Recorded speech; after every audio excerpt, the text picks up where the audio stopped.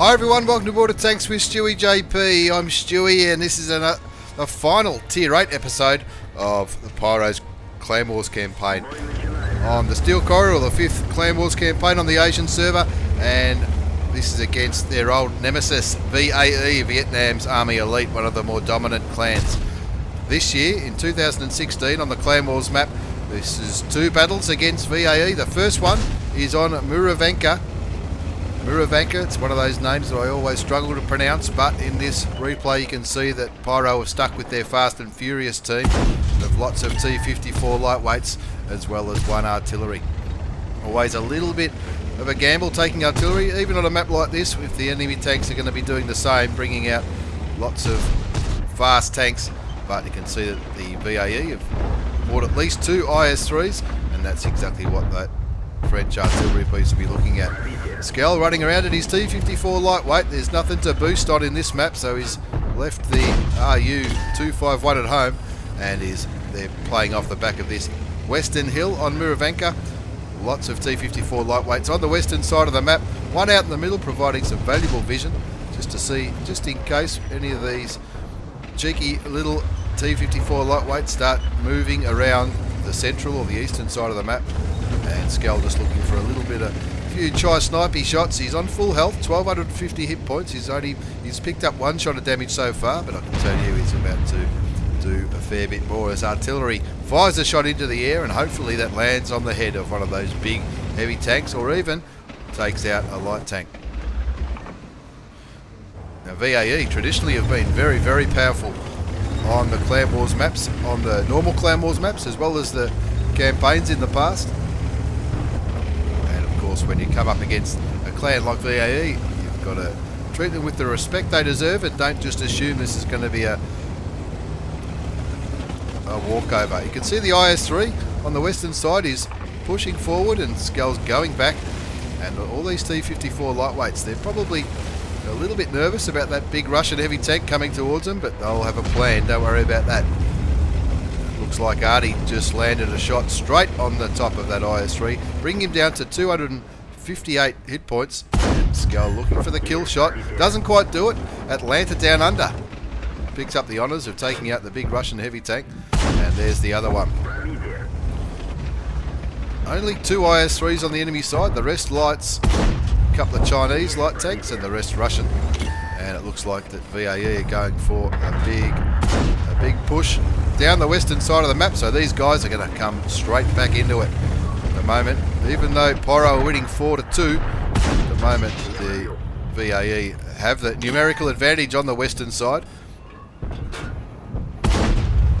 Unlucky to bounce that shot. They're only up by 1 tank now, and that artillery piece will be looking very, very nervous indeed. Got the very unlucky shots onto the Chinese light tank from Skell, and they know that Artie's about to be spotted, but the Artie shotgun's one of the Chinese light tanks, and now it's a case of focus firing down these low health. There's a couple of low health tanks there on VAE's team, and artillery looks like he's in a world of trouble. They really need to get rid of this bloke down here who's really bullying that artillery piece. And the artillery gets taken out of the end. They're up 7-5. They're up by 2 tanks, and now it's a bit of a brawl. Skell shoots and rams the T-54 lightweight. But now it's 7-6. The VAE coming back. Now it's 8-6 though. Now will this be enough? This won't be enough. Not against the T-54 lightweight. So Skell trying to use his armour, trying to use his turret armour, but he's not successful in that time. But that's the last tank alive, and those 3 T-54 lightweights are about to swarm on the last enemy tank. In the end, a tight game, 10-7, still won by 3 tanks, but it was not a bad result at all for PYRO. It was a good, tight, fast game, and that's exactly what they like. It's always entertaining seeing a game against VAE. They love their light tanks. They love running around and focus firing. You can see on the post-game battle results, if I've got it up, yes I do, a good spread of damage by everyone as usual in PYRO. Artillery, even though they got taken out, they still did 1500 hit points of damage, and that would have really taken the health down on those 2 big Russian heavy tanks, and it pretty much took those Russian heavy tanks out of the game, only doing 750 and 400 damage respectively. But all the light tanks on the enemy side certainly had good games, as did all the tanks on Pyro's team. A very, very interesting game, and a little bit closer than what we've seen on this channel so far. As we come to the last Tier 8 game of the year. This is my last video of the year, and it's also the last Tier 8 compilation from the Pyro lads in their campaign for the Steel Corridor, where they comprehensively won on the early time zones on the Asian server. A little bit of a different lineup than we've seen. You can see that in this game, Pyro were just bringing the one light tank, and it's everyone's favourite streamer, Team Efficiency Safi, in his T54 lightweight.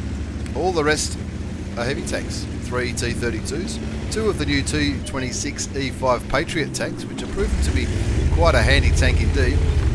3 IS3s, and Skells opted to go for his French autoloader in this game, the AMX 5100 on Himmelsdorf. Of course, it would be very unusual indeed to take a heap of light tanks on Himmelsdorf.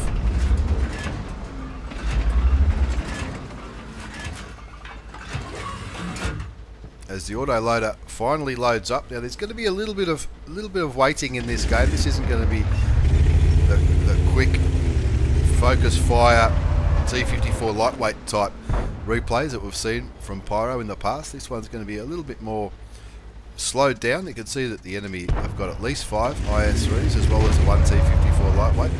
So from that point of view, they're probably taking a similar approach to Pyro. Majority of heavies and one light tank. They've still got 4 tanks that they haven't spotted on the enemy side. But you can see on the mini map again, they've spread out quite well, the Pyro lads. You can see Safi's up there on the hill, just spotting the hill. A couple of American tanks there, and a good amount of tanks on the northwestern side, which tells me that Pyro are probably defending in this replay. They don't often really camp it up, but you've got to respect a clan like VAE, who traditionally are very, very dominant in clan wars. And as usual, Pyro want to see what they're up against before they start pushing in any one direction. Now, if my calculations are correct, this video will be put up on New Year's Eve. Of course, everyone in the World of Tanks community, I hope you all have an awesome New Year's Eve. I hope you have a good night. Please don't drink and drive. Please, if you're going to have a few drinks, let somebody else do the driving, or take a taxi or a bus. And I hope everyone's Christmas was absolutely awesome. It's been a pretty big year for me at World of Tanks StewiejP, coming to you from Get On Board Studios in sunny Melbourne. Hit over 200 subscribers and 35,000 views, which I'm absolutely ecstatic about. Skull looking for a few cheeky snipey shots on some of those IS3s, but those IS3s, they know where to go. They know where the safe spots are on this map, with all those buildings down the western side. Looks like a couple of T54 lightweights are up on the hill, and they're getting licked by Skull, but behind Skull there's 2 American heavy tanks on the Pyro side, which are waiting for those T54 lightweights to poke over, but I don't think they're going to be silly enough to do that.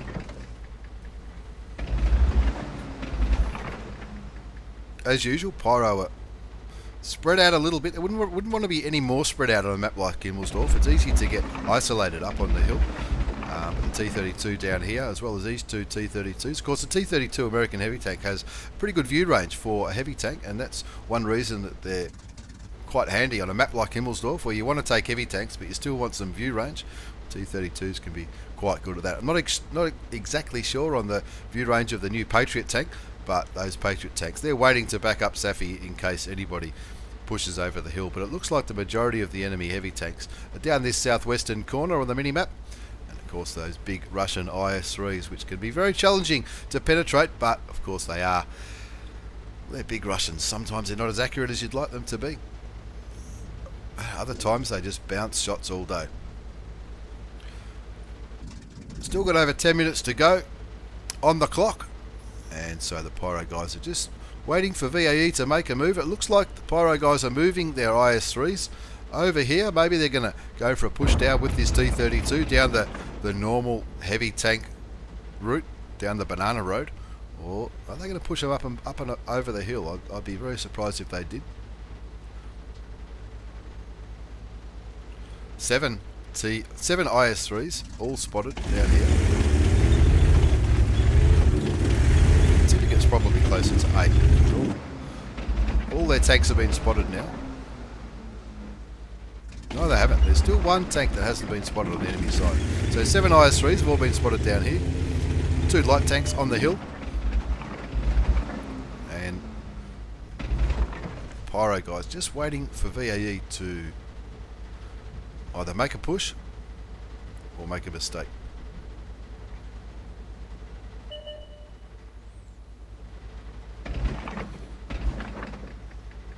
Skell knows he's almost got a shot on that IS-3 from AOW Vasily.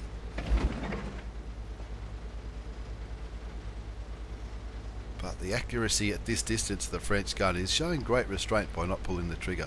I don't think Skell's been spotted yet. He might have been. If that gun was a little bit more accurate, he'd probably be firing away. Of course, there is an IS-3 at E1, which is a good chance that IS-3 at E1. There's a good chance that he's spotting those 2 T-32s that are just ahead of Skell. Now Skell's going to maybe make a bit of a move down the one line, or at least to overlook the one line, maybe to get a few cheeky shots into the more forward IS-3. He's aiming at where he thinks he might be. Still 8.5 minutes to go, so we're not even at the halfway mark. Most of the enemy tanks have been spotted, but there's still one more. I'd be very surprised if it was an artillery piece, but you never know.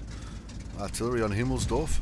It's always, I know people who play artillery a lot, and whenever they get Himmelsdorf, they're never too happy about it. Now, looking at the mini-map, Pyro Lake making a little bit of a move here. The 2 Patriot tanks have gone up to join Safi on the hill, and probably with the aim of getting rid of these 2 T-54 lightweights that were spotted down here.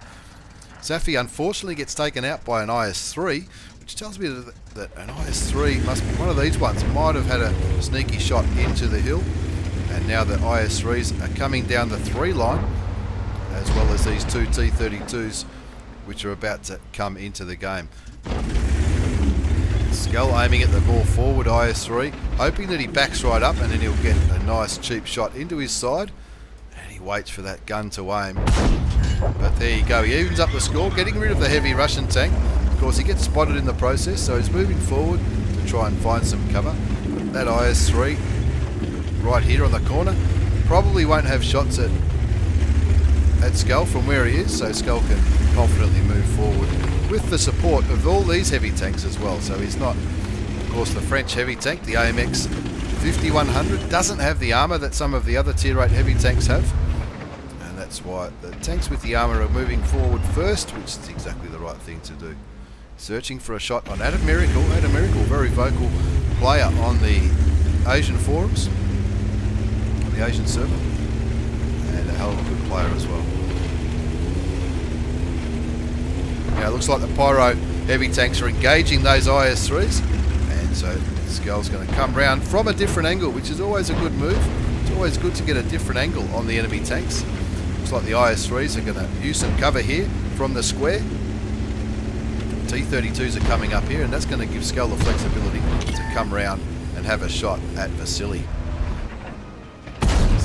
Vasily, of course, is one of the snipers in Enemy at the Gates. One of the great World War II movies. Now he takes a shot from the IS-3. He's got 2 shells left in his clip. He's not going to waste it on the turret. He's waiting for his tracks to be fixed. The T-32 of his mates coming up to shoot him from behind, and with his last shell he sends that IS-3 back home. Now he's waiting and hoping that that gun reloads in time. Unlike when he drives his Batchat or his light tanks, he's not running food in this tank. Scores 2 apiece. Skell's picked up 2 kills. Sraps just picked up another one, taking out one of those pesky T-54 lightweights. And it looks like these IS-3s are pushing on the T-32 and Skell in his French autoloader. Now Skell knows that that tank will be able to get at least 1 shot, maybe even 2 shots before he reloads. And he's only on 242 hit points, so he needs to be very, very careful here. IS-3 coming around the corner. So he puts himself between the T-32 and the dead tank, but unfortunately gets taken out by the IS-3, and now that T-32 Kisat Scud Gamer is in a little bit of trouble. As we go to Park Manius' point of view, they're only up by one tank here, but a lot of these tanks have taken some damage on Pyro's team. Could this be the game that VAE finally beat our Pyro lads? Who knows? Some of the tanks on the Pyro, even though they're up by two tanks, some of these Pyro tanks, you can see Park Manius is only on 261 hit points, the Lightning Man's on 300 and something hit points, and quite a few of those green tanks are well below half health, whereas those IS-3s on the VAE side seem to have a little bit more health. So Park Manius going around to get a little bit of a different angle on these IS-3s, and they need to be careful they don't get themselves separated here. He's lucky not to get a shot in the side then from that IS-3 who was hanging around here.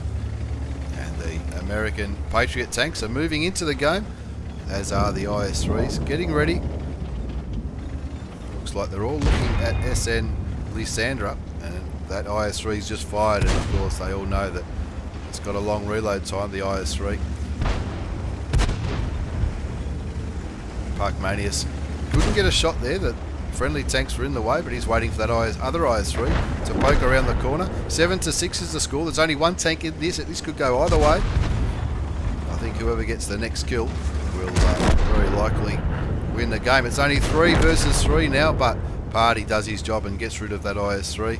As Park Manius, while Diak Long was looking the wrong way, Park Manius puts a shot into his side, bringing the score back 9-7. And that just leaves the one IS-3 left. So all the tanks are moving into position. Party knows he can take a shot if he has to. 327 hit points that enemy tank's on, but he's just fired and killed Park Manius, but then Scrap, with a bit of help from Party, confirms the kill and picks up a good win against VAE on Himmelsdorf. As we look at the post-game battle results, not a bad game at all from the Pyro lads. Good spread of damage. Again, Party had an absolute ripper game in his new T26E5 Patriot tank, as did Shrap in his T32, and a lot of players doing 1500 damage or thereabouts. Unlucky for Safi to get taken out up on the hill, probably sniped out by one of those IS-3s, but everyone having a really good game, and everyone doing their part as usual in the Pyro replay against VAE on Himmelsdorf and Murovanka. Anyway, that's it for this year. Goodbye 2016, bring on 2017. I hope everyone has a really good, awesome New Year's Eve and a New Year's Day, and all the best for 2016. I look forward to bringing more replays from Pyro's Tier 10 campaign in the new year, as well as maybe some new Swedish tanks coming this month. Thanks for watching, everyone. Take care, and see you all next time.